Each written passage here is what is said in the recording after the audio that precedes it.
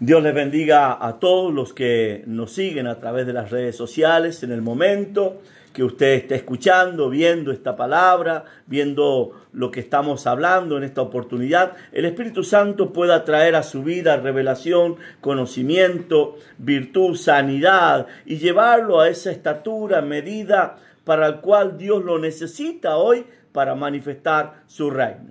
Hoy quiero compartir un texto de la palabra que se encuentra en el libro de San Mateo, capítulo 14. Pero antes quiero hacer unas reseñas acerca de lo que el Evangelio del Reino de los Cielos es y aquello a los que cual Jesucristo viene a buscar. La Biblia nos habla en distintas oportunidades, Jesús diciendo que Él es la luz del mundo. El que permanece en Él, tiene vida eterna. La Biblia nos enseña de que Él vino a darnos ejemplo para que como Él hizo, nosotros también hagamos. Y yo en base a esto quiero hablarles en esta oportunidad acerca de un día en la vida de Jesús. Esta historia que voy a compartirles empieza allá en el versículo 13 del capítulo 14 del libro de San Mateo y lleva por título, sabemos que los títulos los colocan los hombres, la alimentación de los 5.000.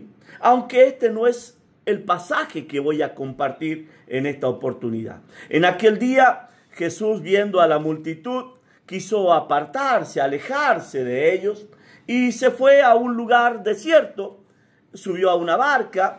Y hay gente que verdaderamente lo anhelaba, lo deseaba, lo buscaba. Y dijo, vayamos. Y empezaron a seguir a la barca, pero ellos iban caminando. O sea que la distancia fue más larga para los que fueron caminando que para los que iban en la barca con Jesús. Llegaron al lugar desierto que ellos habían marcado, donde Jesús iba a apartarse de la multitud y de pronto la gente que verdaderamente lo buscaba, lo deseaba, llegó también a ese lugar.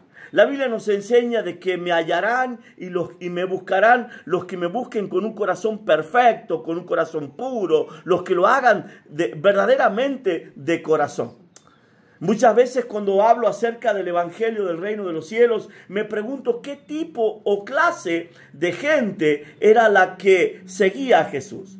Gente que no tenía problemas en apartarse 2, 3, 4 días, irse a un lugar donde no sabían, porque nadie sabía hacia dónde iba, y de pronto escuchar todo lo que Jesús decía y también ver todo lo que Él hacía.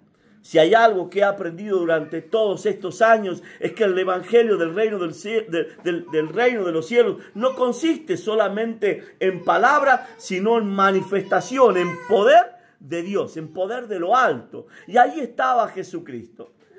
Esta historia cuenta de que los discípulos se acercan a Jesús, le dicen, Maestro, ¿no te da cuidado? Hace 3 días que ellos vienen, están aquí, están apartados, sentados, escuchándote, recibiendo milagros y no han comido.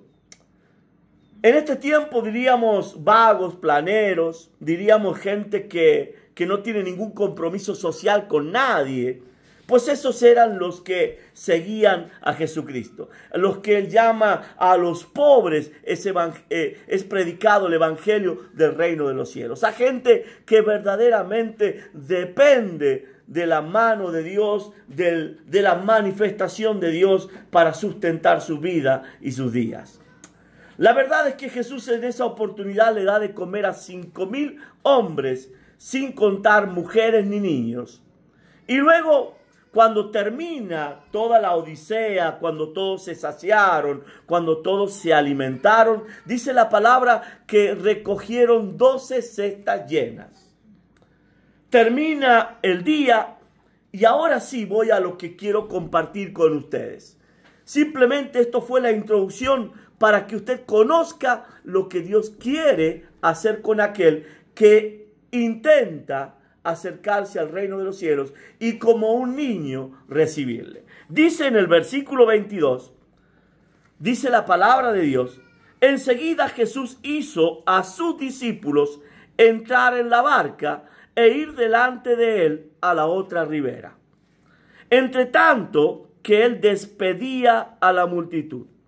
Despedida la multitud, subió al monte a orar aparte, y cuando llegó la noche, estaba allí solo. Y ya la barca estaba en medio del mar, azotada por las olas, porque el viento era contrario. Mas a la cuarta vigilia de la noche, Jesús vino a ellos andando sobre el mar.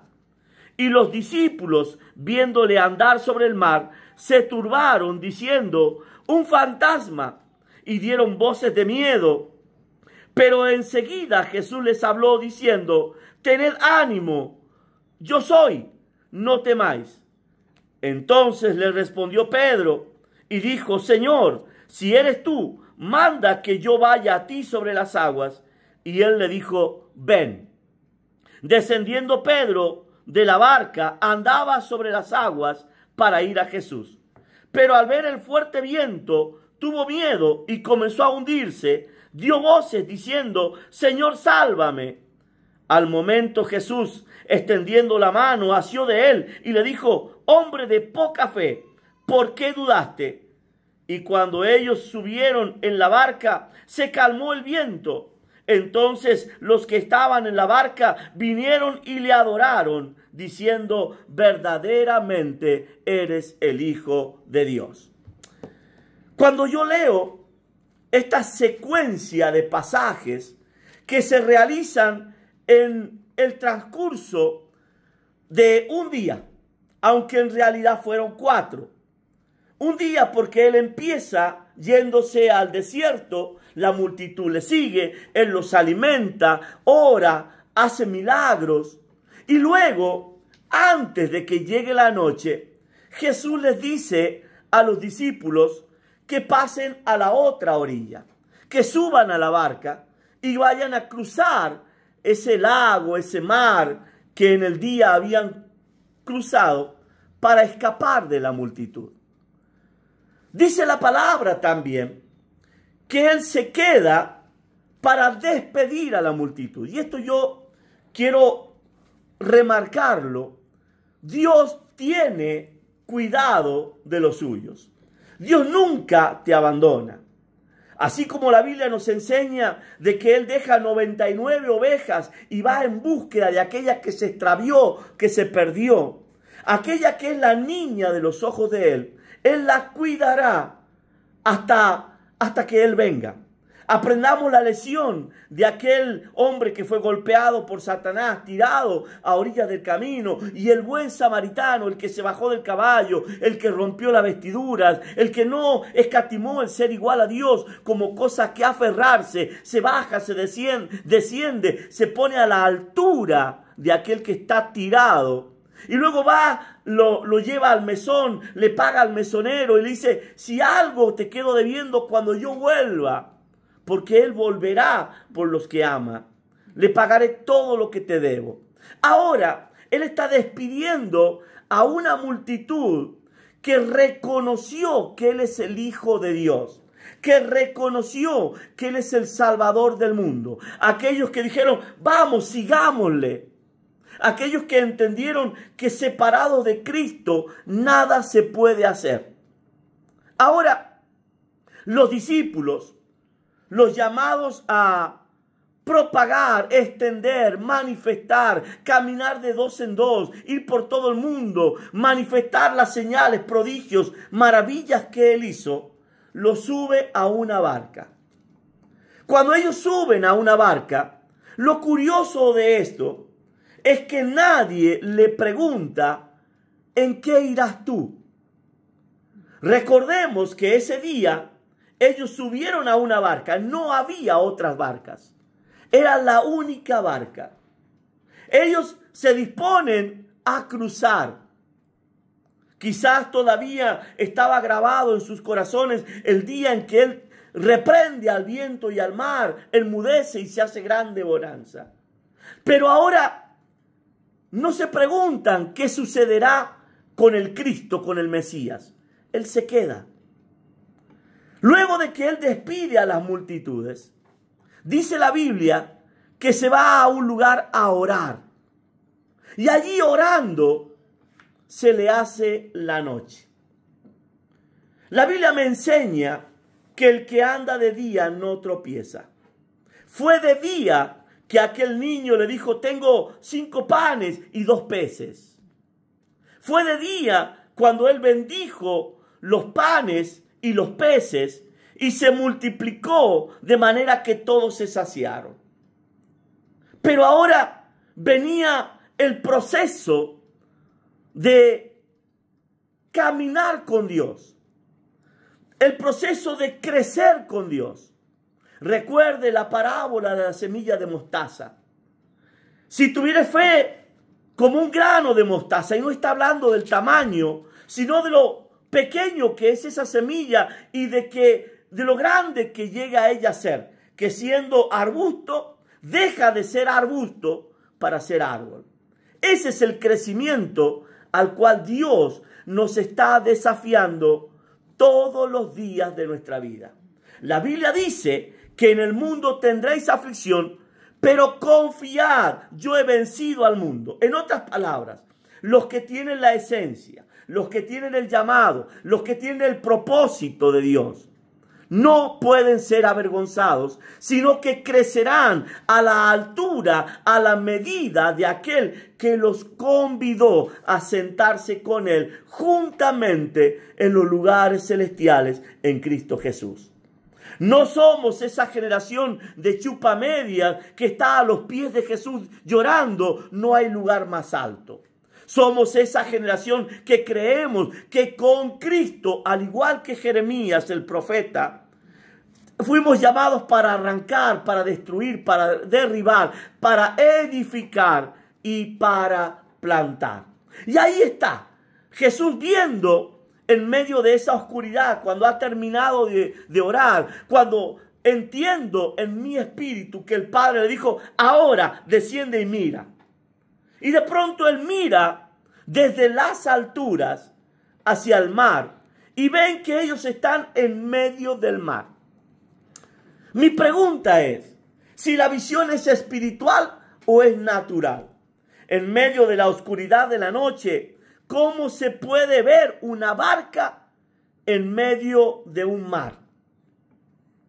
Jesús estaba en ese lugar alto que una vez Abraham, parado en el monte Sinaí, miraba hacia el monte Calvario, o en el monte Calvario mirando hacia el monte Sinaí, viendo a sus espaldas. Jesús ahora miraba hacia adelante y veía a los que él había mandado cruzar al otro lado, que no podían llegar.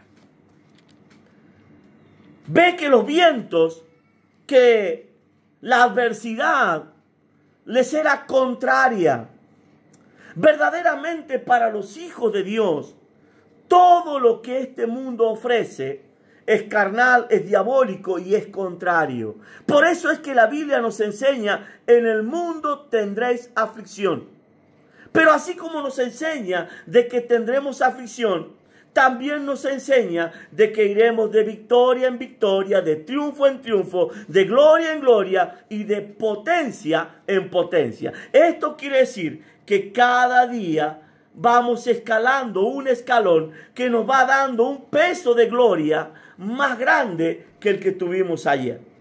Se lo digo de otra manera: esta leve tribulación momentánea, pasajera, redundará en vosotros en un mayor y más excelente peso de gloria.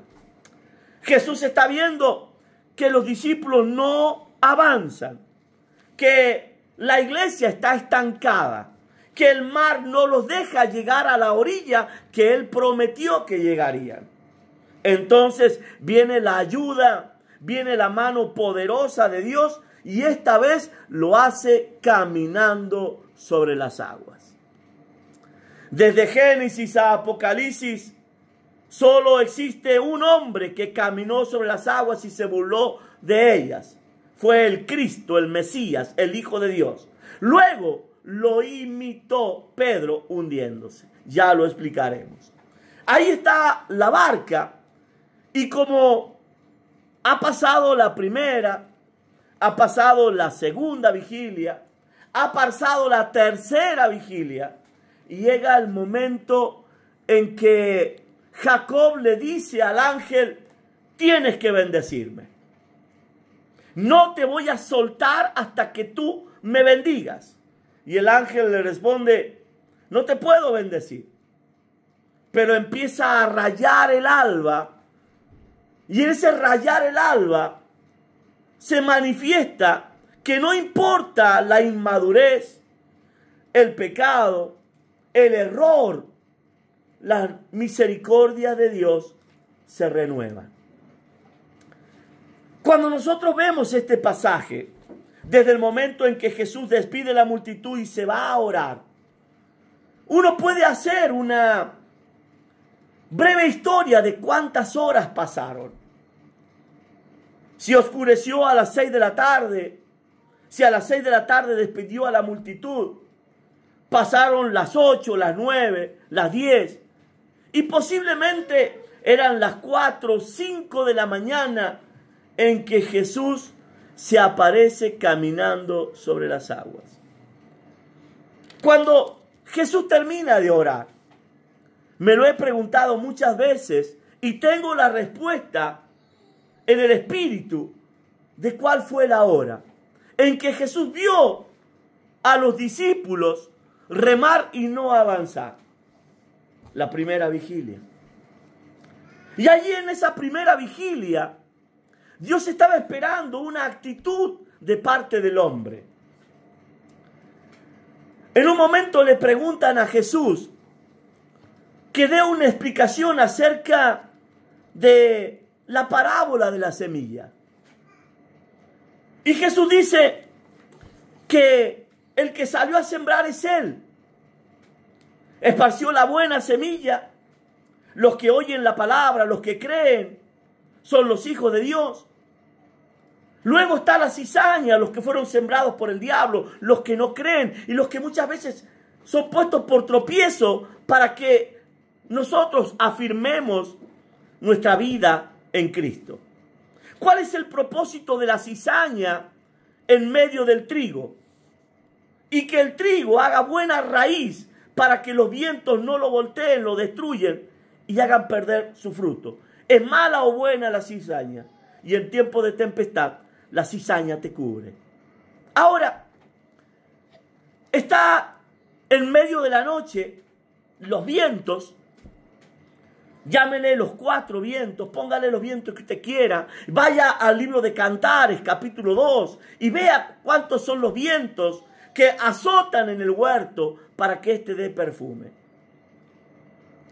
Jesús se aparece en la 4ª vigilia. 6, 7, 8 horas después. Dios muchas veces parecerá, aparentará, nos dará a entender que demora su respuesta. Pero esa demora en la respuesta es para que nosotros nos afirmemos, para que nosotros nos afiancemos y para que le demostremos a Él en quien hemos creído. Me gusta la vida de aflicción que lleva David, porque después de toda la aflicción de estar en la cueva de Adulán, después de todos los intentos de Saúl por matarlo, hasta fingirse loco, él llega a declarar: yo sé a quien tengo en los cielos. Ahora, llega el momento en que Jesús desciende, como lo hizo Elías, como lo hizo Jeremías, y va a las aguas. No va a la casa de la viuda de Sarepta, no va a la casa de la tsunamita, va a un mar, al mismo mar que estos discípulos en una barca intentan vencer. Él no lo hace con remos ni con barca, sino con sus propios pies. Y es que en los pies está el apresto del Evangelio. Cuán hermosos son los pies de los que anuncian la paz. Y ahí están estos hombres viendo que ese mar lleno de tempestad, de vientos contrarios, está siendo pisoteado nada más que por aquel cuyos pies son paz. Se asustan porque lo lógico y lo normal es que la gloria de Dios asuste. Cuando el hijo de la viuda de Naín se sienta en ese ataúd que iban a tapar con tierra porque estaba muerto, cuando él resucita, se sienta y empieza a hablar, todos tuvieron miedo. Me gusta cuando la gente me confronta. Me gusta cuando Satanás me confronta. Amo los problemas porque aprendo que cada problema resuelto, que cada situación a la cual Dios me da autoridad para vencer, es una tira más, es un peso más de gloria que Dios pone sobre mis lomos. Jamás me olvidaré, y creo que lo he dicho en muchas oportunidades, después de uno de los últimos accidentes que tuve, en los que Dios me llamó a estar a solas con Él, y yo en desobediencia no iba, y bueno, Él hizo que tuviera un accidente para tenerme a solas con Él. Recuerdo cuando Él me preguntó cara a cara, ¿cuál es mi gloria? Y yo le dije, no tengo gloria, tú eres mi gloria. Y Él me repitió una palabra que he visto en la Biblia. Dios no comparte su gloria con nadie. Mía es mi gloria. Y no la comparto con nadie. Ni siquiera el Padre compartió su gloria con Cristo, sino hasta que Él venció en la cruz del Calvario. Llegará el momento en que Dios nos hará parte de su gloria. Pero ahora está en juego tu gloria. Y yo no tenía gloria, no entendía mi gloria, hasta que Él me llevó a ese pasaje que recién les compartí. Esta leve tribulación momentánea, pasajera, redundará en vosotros en un mayor y más excelente peso de gloria. Esa es tu gloria. Cada vez que tú vences, cada vez que tú demuestras que estás afianzado y afirmado en Cristo, la gloria de Dios se hace tuya. Y ese es el peso que Dios pone como perla sobre tu cabeza, como corona, para que Satanás huya de tu presencia. No en vano la Biblia dice, resistid al diablo y él huirá de tu presencia. Ahora, los discípulos ven y creen que es un fantasma, porque en el estado natural del hombre es más fácil creer que Satanás tiene potestad para hacerlo que para que Dios haga algo. El diablo tan sutilmente ha puesto en la mente, en el chip de los hombres, que estamos tan alejados de Dios, que Dios nunca nos va a responder o nos va a dar un acto de amor. Es más fácil que Satanás tenga misericordia que la que tenga Dios del hombre. Eso es lo que el diablo quiere hacerle creer a la humanidad. Y basta que cometas un error para que el diablo te persiga toda la vida con ese error. Ahora, la Biblia me enseña, y es necesario que tú lo aprendas, en medio de tu noche, en medio de tu oscuridad, que ni lo alto, ni lo profundo, ni lo porvenir, ni lo pasado, no hay absolutamente nada que te pueda apartar del amor de Dios. Llega un hombre que no por casualidad Jesús lo llamó Pedro. Simón, el que entregó la barca, el que lo llevó a la casa y le sanó la suegra, el que le cortó la oreja al que venía a encarcelar a su señor. Es el que recibe el nombre de Pedro. Y Pedro no es otra cosa que piedra. Y piedra no es otra cosa que materia sacada de la roca. Si usted mira en el ámbito de la física, va a ver que cuando la piedra se parte, se hace roca. Cuando la roca se parte, se hace piedra. Y las piedras no son sino otra cosa que parte de lo que una vez fue una roca. Y ahí está Pedro, el que es parte de Cristo. El arrebatado, el hombre rápido, el hombre sanguíneo, el hombre que se calentaba fácil. La Biblia a mí me enseña que Dios a los tibios los va a vomitar. Mejor hubiera sido que sea frío o caliente, porque a los tibios los vomita. Y Pedro demostró ser un hombre caliente. Y ese hombre caliente, en medio de la bronca de no avanzar, en la bronca de remar y que los vientos no lo dejen ir, dice: si eres tú, manda que yo vaya a ti sobre las aguas. Y Jesús solamente tuvo que decir: ven. Como hombre de Dios, usado en milagros, sé lo que significa la palabra rema. Usted puede escuchar muchísimos ven, pero hay un ven que es rema, que mueve tu espíritu, tu genética, a hacer lo que humanamente no harías. Estaba en la ciudad de Concepción, en la provincia del Tucumán.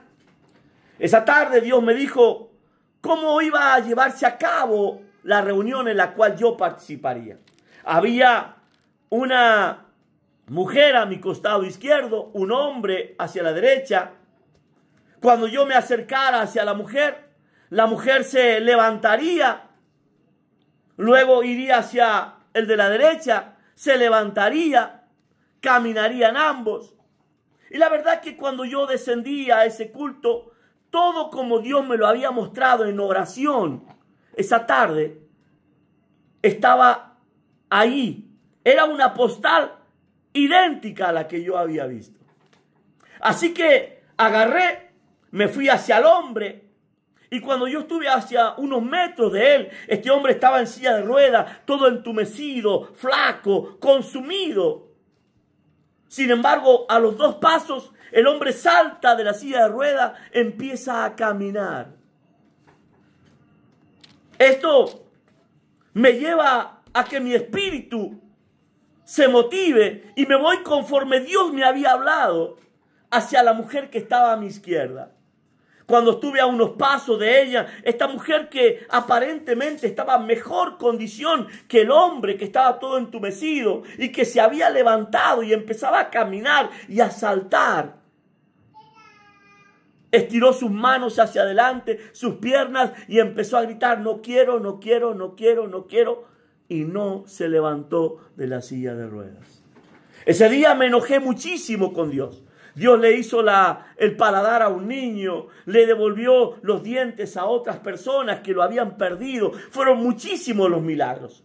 Pero ese no cumplirse de que esa mujer se levantara me entristeció muchísimo delante de Dios. Me fui a mi habitación, recuerdo que esa noche no cené. Estaba enojado conmigo y con Dios. Cerré la puerta de la habitación y empecé a reclamarle a Dios por qué la mujer no se había levantado si Él me había dicho que se iba a levantar. De pronto, en la oscuridad de la habitación, se hizo como una luz y empecé a sentir a llorar a un niño, a un bebé. Era el Espíritu Santo. Aún hoy se me eriza la piel cuando lo tengo que recordar para predicarlo. ¿Por qué lloras, hijo de hombre? Esa mujer es mi iglesia. Todos saben que pueden andar, todos saben que pueden caminar, todos saben que conmigo pueden hacer proezas, pero están incómodos y cómodos en su incomodidad y no se levantan. Aquella palabra rema que yo había recibido y que vi la manifestación en ese templo, era la misma que Simón Pedro había escuchado. Yo no sé, porque la palabra dice que él descendió entonces. Hay muchas maneras de descender. Puedo saltar de la barca e ir corriendo, o puedo bajar con mucho temor mi pie y ver si el agua me sostiene. La fe es la certeza de lo que se espera y la convicción de lo que no se ve. Pero también en la excusa de la fe vi a mucha gente perderlo todo.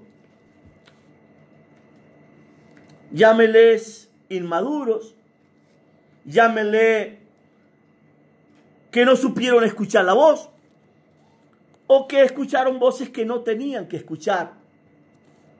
Lo bueno es que todas las cosas ayudan para bien a los que con un propósito son llamados. Seguramente Simón Pedro bajó una pierna y se dio cuenta que el agua lo sostenía. Creo, y muchas veces hemos descalificado a este hombre en su fe. ¿Por qué se hundió? La Biblia no dice que cuando Simón bajó el pie y el agua le fue firme, el piso quedó firme. Dice que la tempestad, el viento, seguía. Jesús tiene la habilidad de caminar en lugares que no son planos y se sostiene. No solo que Jesús esa noche pisaba el agua, sino que también lo demostró que el día que ascendió a los cielos caminó sobre el aire. Ahora, el piso que está pisando Pedro no deja de ser diferente al que tú estás pisando. ¿Quién puede caminar bien en medio de un terremoto? Imagine el oleaje, el agua te lleva el pie arriba, te lo hace descender, el agua te sostiene, pero no está pareja. Y en esa condición, Pedro está caminando. Seguramente, en ese andar que él tuvo, en un momento, una ola le tapó la visión de Cristo. Seguramente en medio de esa oscuridad,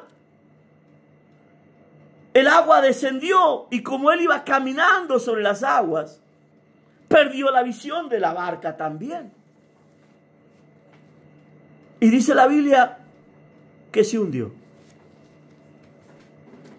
Qué bueno es cuando Dios te lleva a dimensiones donde ya nadie te puede salvar. Cuando estás en una cama de terapia intensiva en un hospital y todos los pronósticos son negativos. Cuando te vienen las noticias adversas y te dicen mañana te rematan todo, lo pierdes todo.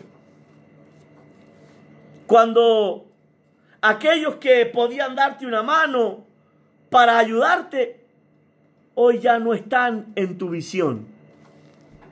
Los perdiste. Ezequiel es llevado a un río semejante a este. El agua le llega a los tobillos y él tiene seguridad. El agua le llega a las rodillas y él está más mojado, pero tiene todavía seguridad. El agua le llega a la cintura y él dice, todavía hago pie, estoy firme, puedo. Pero llega un momento en el que Dios lo introduce y ya solamente se puede cruzar a nado. Cuando Dios te quita lo que te sostiene, cuando Dios te quita lo que te hace mantener firme, cuando Dios te deja a la deriva. La Biblia nos dice que los águilas, cuando engendran a sus hijos, cuando nacen sus polluelos, cuando rompen el cascarón, él los alimenta, pero el nido del águila está lleno de espinas. Y cuando ya el águila se siente molestado por las espinas, tiene que aprender a volar. Y da sus primeros saltos. Y cuando el padre ve que su hijo está dando los primeros saltos, lo toma con su pico, lo agarra con sus garras y lo lleva a las alturas. Y cuando está bien alto, allí agarra, lo suelta para que el hijo empiece a aletear y aprenda a volar.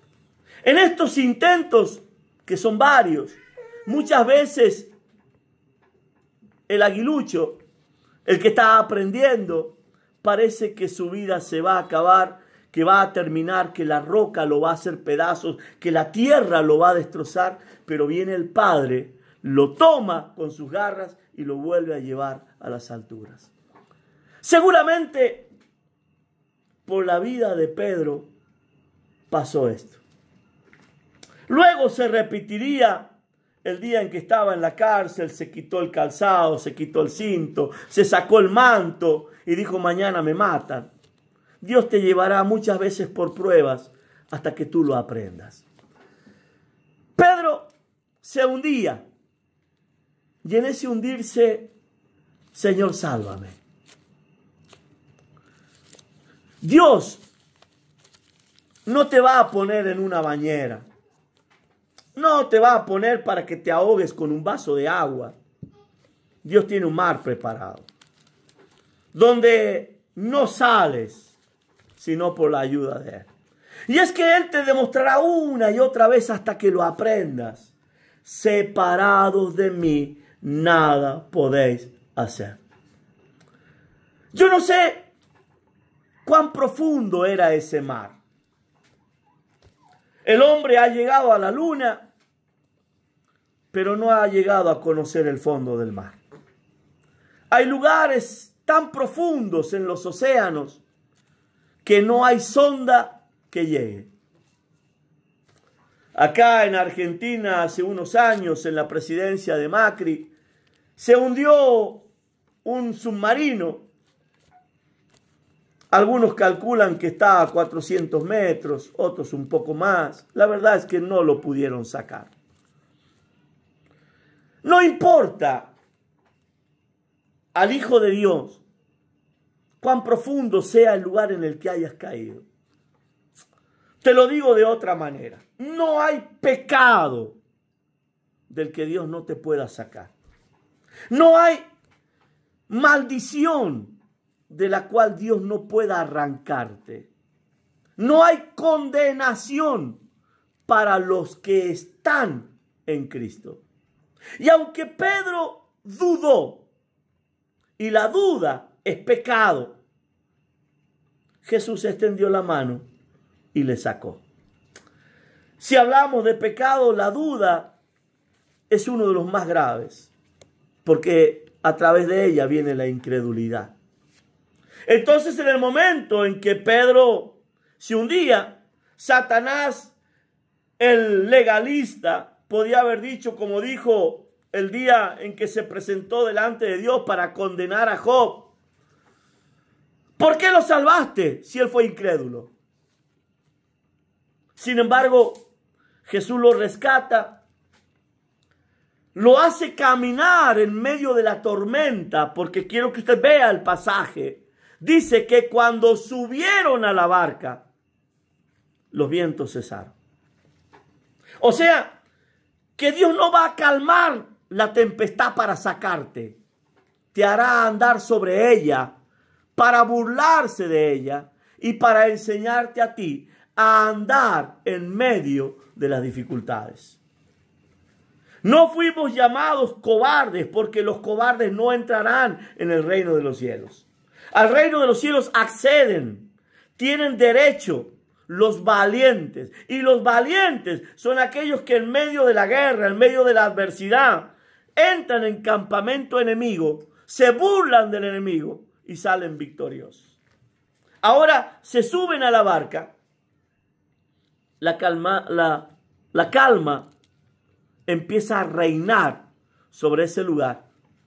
Y los que estaban en la barca, ahora sí pueden remar y avanzar.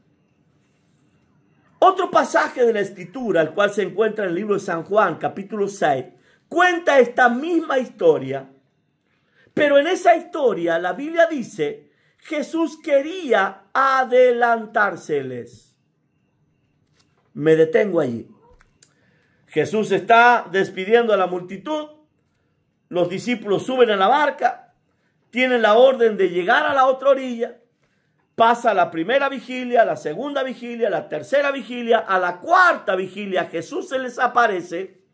Y según San Juan, quería adelantárseles. Quería pasar tan cerca de ellos que ellos tuvieran el celo.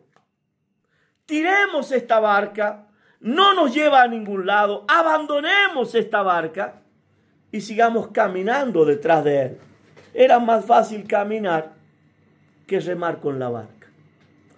Qué distinta hubiera sido la historia de la humanidad si aquel día, cuando Jesús llega a la otra orilla, porque ya era otro día, hubiera venido él y sus discípulos caminando sobre las aguas y la gente los hubiera visto. La pregunta de Jesús hacia Simón Pedro: ¿por qué dudaste, hombre de poca fe? Pero esa pregunta no solamente es para Pedro, es para los que estaban en la barca y hoy es para ti también. Porque la voluntad de Dios, además de ser agradable y perfecta, es que este mundo conozca que el evangelio del reino de los cielos no consiste en este libro, sino en manifestaciones del Espíritu y del poder. Hoy veo muchos predicadores doctos en un libro, pero nada de manifestación, cuando el reino de los cielos es poder. En el libro de Corintios, el apóstol Pablo dice: no he venido a vosotros con palabras de humana ciencia, sabiduría, no les traigo una Biblia, sino demostración del Espíritu y del poder. La Biblia dice que un hombre llamado Jacob, después de pelear con el ángel, Dios le dice a través de ese ángel: no se dirá más tu nombre Jacob, sino Israel, por cuanto has luchado, escúchelo bien, con Dios y con los hombres y has vencido. Israel significa vencedor. Ahora la Biblia dice que a los que están en Cristo, los que recibieron poder de ser hechos hijos de Dios, somos mucho más que vencedores. Las cosas viejas pasaron, todas son hechas nuevas. Óigame, me detengo allí. Él nos dio la potestad de ser hechos, no llamados. No tengo un título que me haya dicho tú eres Pedro. No. Yo soy hecho. Para ser hecho significa que hay que romper, como lo hace el mismísimo Dios con esa vasija de barro, y la hace nueva hasta darle la forma que Él quiere. Ahora, con esa vasija nueva, con ese nuevo espíritu, cuerpo, alma, espíritu y Dios, porque vendremos a Él y haremos morada con Él. No somos vencedores, somos mucho más que vencedores. Y la Biblia dice: las cosas viejas pasaron, las cosas del cuerpo, alma y espíritu, porque antes, cuando no estaba el Padre morando en mí, éramos 3, ahora somos 4. Pasaron. O sea que lo que era imposible cuando yo era cuerpo, era alma y era espíritu, ahora sí es posible. Es posible que yo esté en Bruselas, Bélgica, orando, y aparezca en la casa de mi esposa, mis hijos, los bese y al instante vuelva a Bruselas, Bélgica. Y no te lo digo como alguien que no lo experimentó, te lo digo como alguien que lo vivió. Ahí es donde puedo afirmar las palabras de Pablo. Conozco a un hombre, no sé si en la carne o en el espíritu, fue llevado al cielo, donde vio cosas inefables que no le he dado a hombre contar. Puedes seguir viviendo, lo cual no está mal, porque esto es para los niños espirituales. O puedes decirle a Dios, quiero crecer y quiero llegar a la dimensión de ser hecho hijo de Dios. Para ser hecho hijo de Dios, primero tienes que ser como niño, porque de los tales es el reino de los cielos. Cree, cree y cree, porque al que cree, todo le es posible. Que Dios te bendiga y te dé la sabiduría para entender cada una de estas palabras. Un abrazo para todos.